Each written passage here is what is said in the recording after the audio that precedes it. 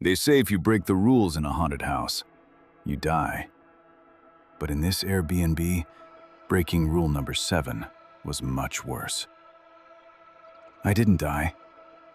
I just saw myself on the security monitor, walking into my own bedroom while I was standing right here. And then I got the notification. Thank you for being our new host.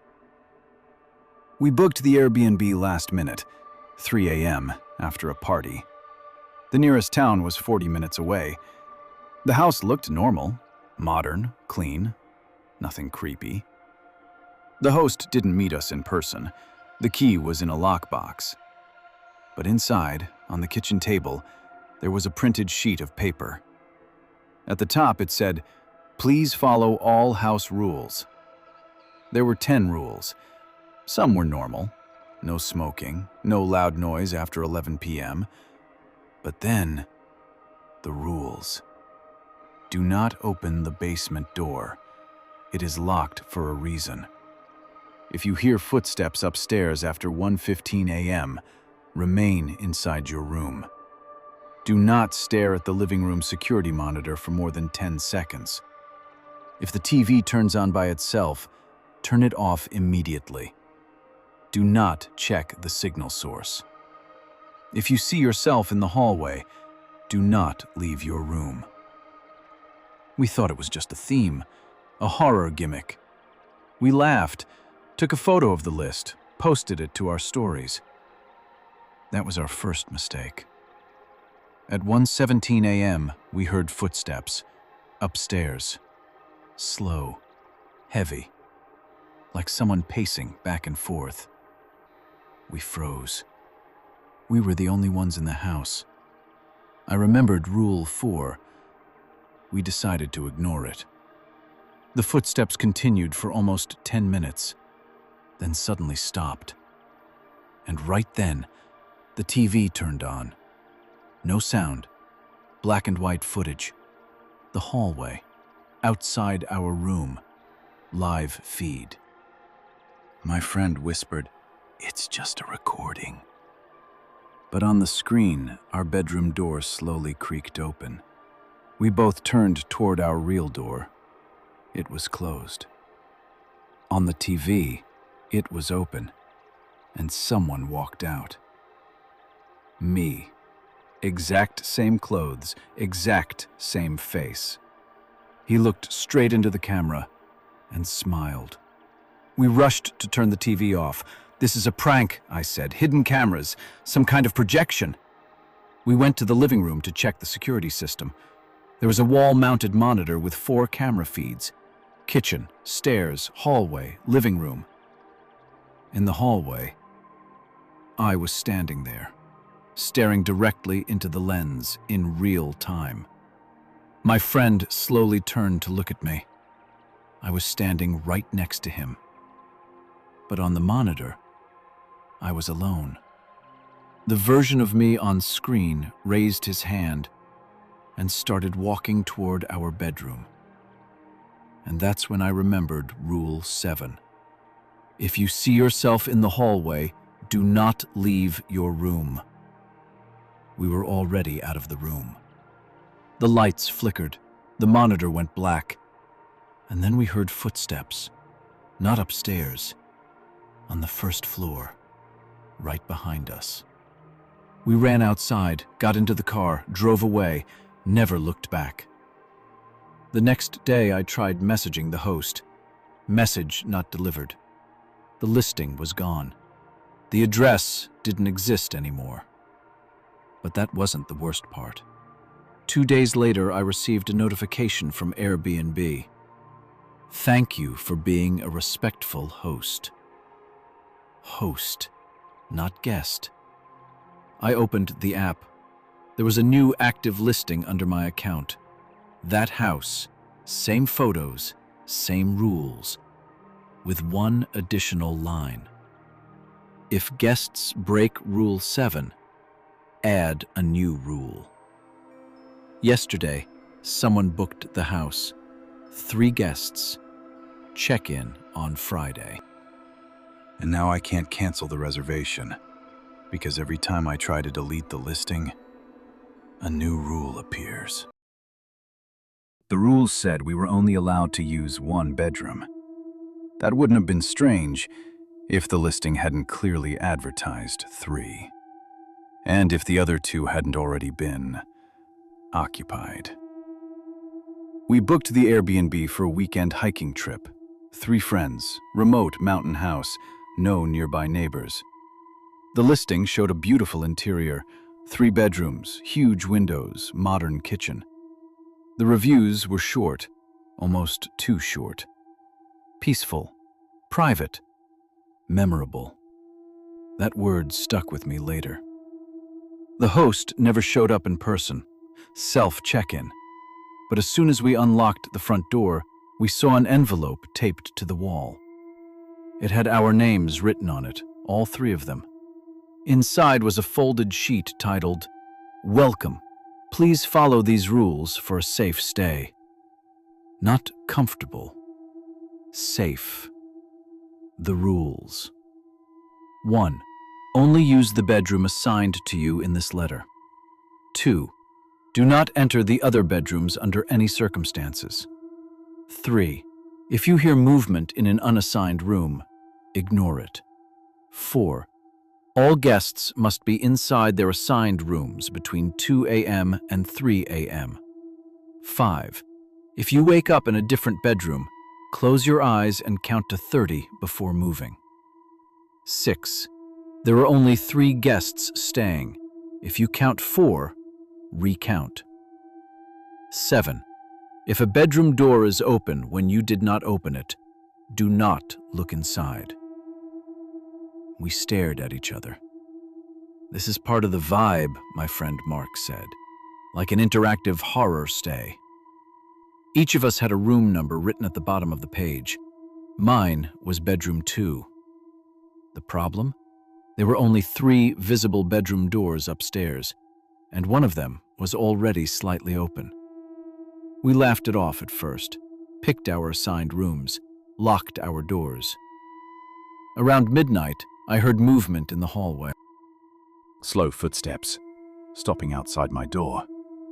Rule 3, ignore it. The handle turned slightly, not enough to open, just enough to let me know something was there.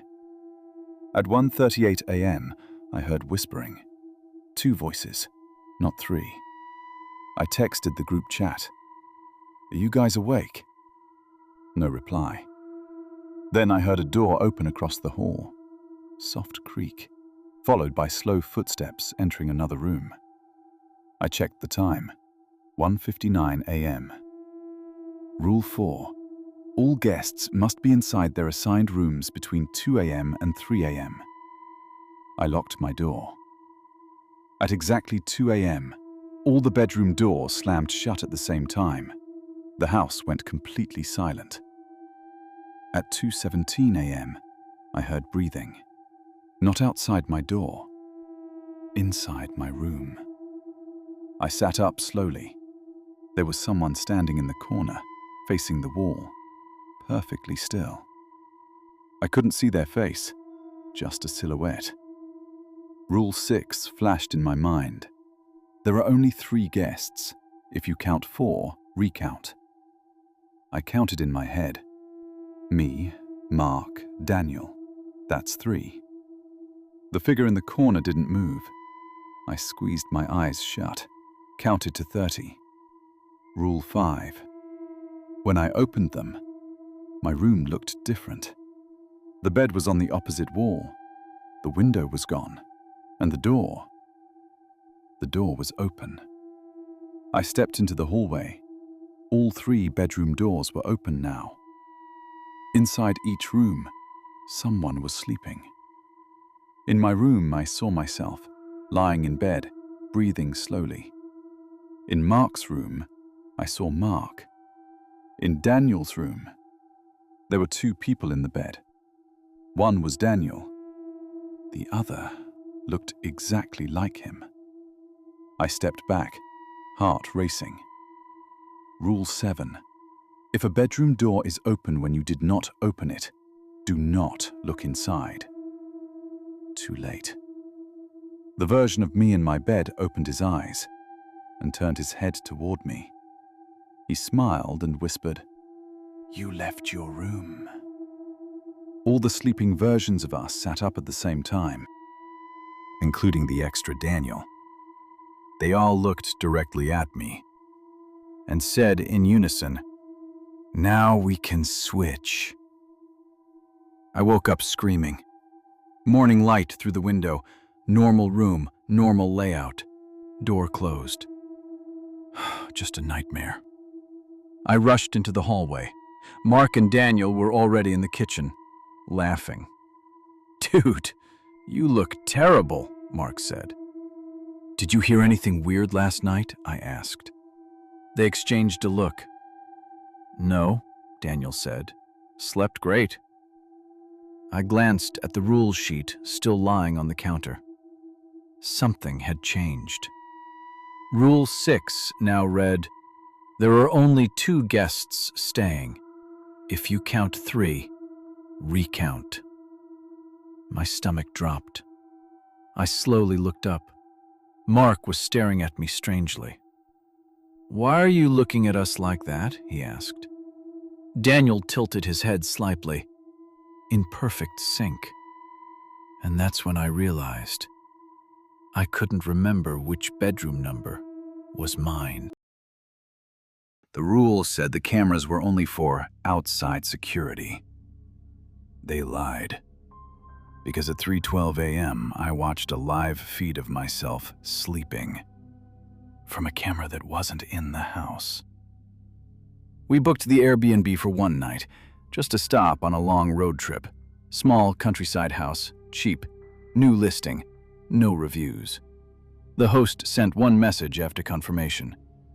"Please respect the rules inside.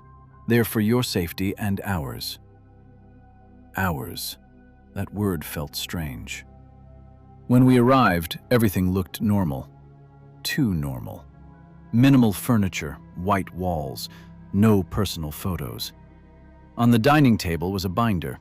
Inside it, property rules. Failure to follow will result in termination of stay. Not extra fees, not penalties. Termination. The rules. 1. Do not unplug any electronic devices. 2. Do not cover any mirrors. 3. If you notice a red light reflection, do not attempt to locate its source. 4. The Wi-Fi network titled private_feed is not for guest use. 5. If the TV displays a camera view, turn it off immediately. 6. There are no cameras inside the bedrooms. 7. If you believe you see a camera inside a bedroom, refer to Rule 6. We stared at Rule 6 and 7 for a long time. My brother laughed. Reverse psychology, smart marketing. We dropped our bags and tried to relax. At 11:47 p.m., the Wi-Fi disconnected. When I checked available networks, I saw it. Private_feed. Full signal. Around 1 a.m., I noticed something odd. In the hallway mirror, there was a faint red dot behind me, like a reflection. I turned around, nothing there. When I looked back at the mirror, the red dot was still visible, floating near the ceiling corner. Rule 3. If you notice a red light reflection, do not attempt to locate its source. My heart started pounding. At 2:26 a.m., the TV turned on by itself. Static. Then it switched to a camera feed, black and white, a bedroom, our bedroom. We were both in the frame, sleeping. But that wasn't possible. We were standing in the living room, watching it. On screen, the version of us in bed slowly sat up and stared directly into the camera. Then the feed cut to another angle, closer, from above the bed, looking down. Rule 6 echoed in my head. There are no cameras inside the bedrooms. My brother whispered, "Turn it off." I couldn't move, because the version of me on screen got out of bed and walked toward the bedroom door. We both ran to the bedroom, door closed, lights off, empty bed, no one inside. We slowly turned around. The hallway felt longer, the air heavier. The TV was still on behind us. From the bedroom doorway, I could see the screen. Now it showed us, standing in the bedroom doorway, filmed from the corner of the ceiling, inside the room. A camera angle that didn't physically exist. My brother grabbed a chair, started smashing the smoke detector. Nothing inside, no wires, no camera. But on the TV, we were still visible, from above. The host's voice suddenly came through the speakers, calm, almost bored. "You were instructed not to search." The front door lock clicked automatically. We tried the handle. It wouldn't open. The TV switched feeds again. Now it showed a different bedroom, identical layout, different sheets, different lighting. And inside that room, 2 other people were standing, watching a TV, watching us. The host's voice returned. "Guests who look for cameras become part of the system." The other couple on the screen looked terrified. One of them whispered something. The audio bled through. "They can see us." My stomach dropped. They weren't watching a recording. They were watching live. Us. Watching them. Watching us. The TV split into 4 screens, 4 identical bedrooms. In each one, a different pair of guests, standing, staring at the ceiling corner, just like we were. And above every bed, a camera angle that shouldn't exist. Rule 7. If you believe you see a camera inside a bedroom, refer to Rule 6. There are no cameras inside the bedrooms. Of course there weren't, because the bedrooms weren't real. The lights went out. Everything went black. When I woke up, I was in bed. Morning sunlight, normal room, normal silence. My brother was gone, his bags gone, his car gone. On the bedside table was the binder, open to a new page. Updated property rules. 8. Only 1 guest may check out per stay. 9. The remaining guest will assist future occupants. 10. When the TV activates, smile naturally. I heard the TV click on in the living room. I walked out slowly. On screen, a new couple was entering the house, carrying bags, laughing. The host's voice whispered from the speakers, "Please respect the rules inside. They are for your safety and ours." And then I saw it. In the corner of the living room ceiling, a small red dot, blinking, recording. The rules for our Airbnb were simple.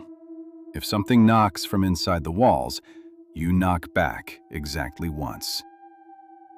I thought I followed the instructions, but as the closet door slowly creaked open at 2:43 a.m., a voice whispered from the darkness, "You answered the wrong door." Now I'm back in my own apartment, and the knocking just started again. We found the Airbnb through a last-minute deal. Secluded cabin, 2 nights, no neighbors for miles. The reviews were normal, 5 stars. Quiet, peaceful, unique experience. That phrase should have been a warning. The host messaged us right after we booked. "Please read the printed rules inside the house carefully. They are important." Important. Not helpful, not recommended. Important. The cabin was clean, minimalist. One bedroom, one bathroom, living room with a fireplace. And on the kitchen counter, a laminated sheet titled, "House Rules. Read fully before 9 p.m." There were 12 rules. The first few were ordinary. No smoking, no parties, do not move furniture. Then it shifted. The rules. 4. After 10 p.m., do not open the front door for anyone, even if they call your name. 5. If you hear knocking from inside the walls, knock back exactly once. 6. Do not look under the bed between 1 a.m. and 3 a.m. 7. If the bathroom light turns on by itself, close the door and wait 5 minutes before entering. 8. There is no attic access. If you see a ceiling hatch open, leave immediately. 9. The closet in the bedroom is for storage only. Do not sleep with the closet door open. 10. If you wake up and someone is standing at the foot of the bed, do not react. It will leave if you pretend to sleep. We stared at each other. My girlfriend laughed first. Immersive horror experience, she said. It's marketing. We agreed to play along. That was mistake number 1. At 9:58 p.m., the fireplace went out. We hadn't touched it. At exactly 10 p.m., we heard something outside, a soft voice calling my name. From the porch, slow, calm. I stood up automatically. My girlfriend grabbed my arm. Rule 4, do not open the door, even if they call your name. The voice kept repeating it, perfectly, not yelling, just patient. After 5 minutes, it stopped. We didn't sleep easily. At 1:12 a.m., there was a knock, not on the door, inside the wall, right behind the bed. 3 slow taps. We both froze. Rule 5. If you hear knocking from inside the walls, knock back exactly once. This is insane, she whispered. The knocking came again, 3 taps, closer this time, like it had moved inside the wall. I reached out, knocked once. Immediately, something knocked back, from the closet. The closet door was closed, but we could see the handle slowly turning, not fast, just enough to make the wood creak. We remembered Rule 9. Do not sleep with the closet door open. We hadn't opened it. It was opening itself. My girlfriend pulled the blanket over her head. I stared at the closet. The handle stopped moving. Silence. Then, the bathroom light clicked on. Under the door, we saw it glowing. Rule 7. Close the bathroom door and wait 5 minutes. But the door was already closed, and the light had turned on from inside. Something moved behind the frosted glass, a shadow, tall, too tall. It bent sideways, like it didn't fit properly in its own shape. I checked my phone, 2:42 a.m., and then, knocking, from inside the closet. 3 knocks, slow, deliberate. We didn't move. The closet door creaked open an inch, then 2, then 3. Total darkness inside, but something was standing there, blocking the light from the window. I remembered Rule 10. If you wake up and someone is standing at the foot of the bed, do not react. This wasn't the foot of the bed. This was worse. The thing inside the closet whispered, "You didn't knock back correctly." My blood went cold. I had knocked once, exactly once. Unless it wasn't the wall knocking earlier. Unless it was already in the closet, and we answered the wrong door. The bathroom light turned off. The shadow disappeared. The closet door slowly shut. Silence. At sunrise, we packed without speaking. We left early, didn't tell the host, didn't leave a review. When we got back home, I checked the listing again. Still active, but something had changed. There were 13 rules now. A new one at the bottom. 13. If you respond to the wrong knock, you may leave, but it will follow the one who answered. My girlfriend read it twice, then looked at me. "Good thing you knocked," she said softly. "Not me." That's when I felt it. A single knock, from inside my apartment wall, right behind my desk. 3 slow taps. And this time, I'm not sure if I should answer.